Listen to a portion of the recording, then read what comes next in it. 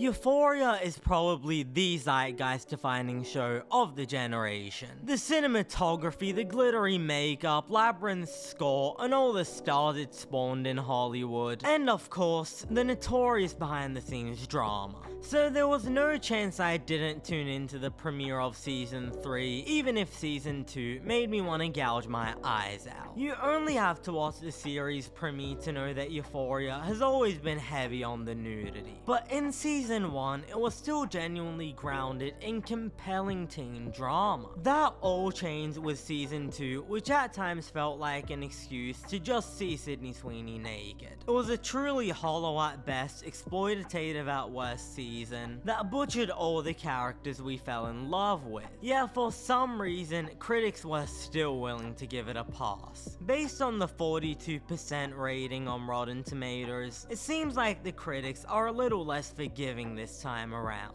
And it probably has something to do with just how much has changed since Season 2 premiered 4 years ago. Euphoria creator Sam Levinson infamously co-created the show The Idol alongside The Weeknd, and boy, that was a disaster that could be its own video. Add to that a bunch of stories that have resurfaced about the terrible working conditions of Season 2, and I think we all know just how much of a weirdo Sam Levinson is now.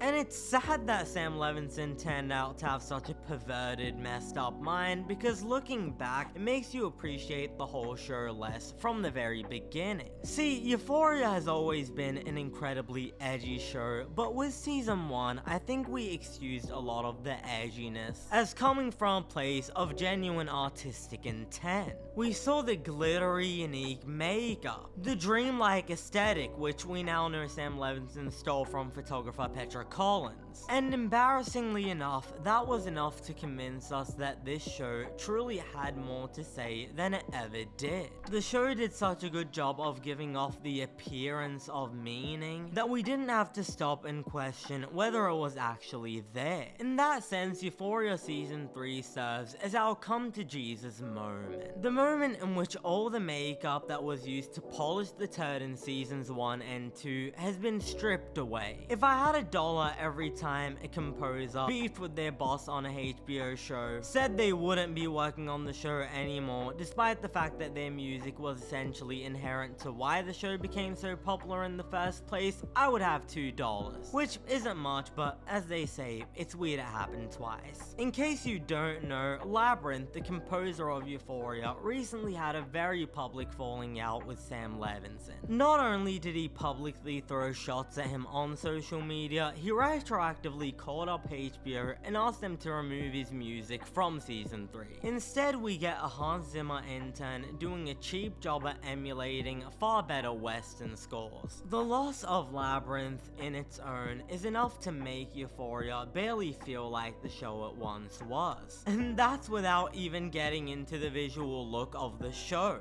which I suppose still looks premium, but it's definitely missing that bold, dreamlike aesthetic of the previous seasons.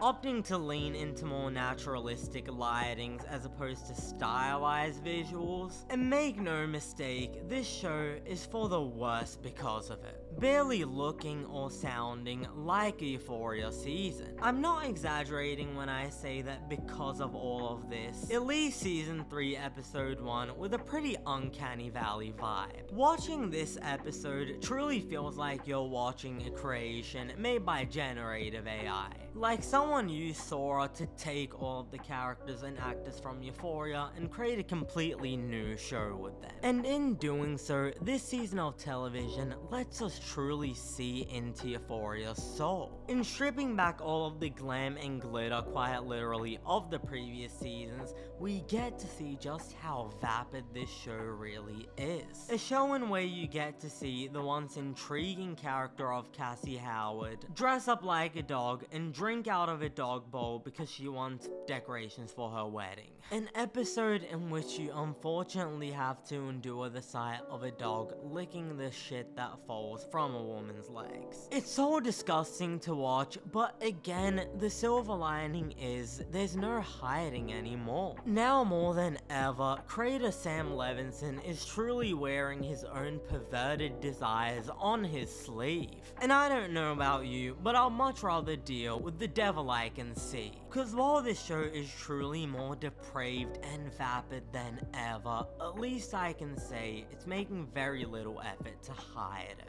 For an actor, a role can be very hard to play if you don't believe the emotions on display are coming from a truly authentic place for the character. So it's no surprise that the performances here have never been worse. It feels like the characters are not being guided by their natural desires, but by Sam Levinson's kinks, and it's no surprise that begins to manifest even in the performances. Jacob Elordi has truly been a highlight of the show from the very beginning. I mean, that fight with his father in season 1 when he ends up banging his head on the floor, I get chills just thinking about it. In this episode, he delivers each line like he's reading the phone book. And honestly, who am I to judge? The character on the page barely even feels like the Nate Jacobs we knew, and look, I don't know if I'm gonna say we loved, but we definitely grew attached to. So when you're being asked to show up on set so you can play out the fancies of your weird director, I don't blame him for delivering such an uninspired performance. The writing for the character of Rue has always been, dare I say, a consistent highlight of the show.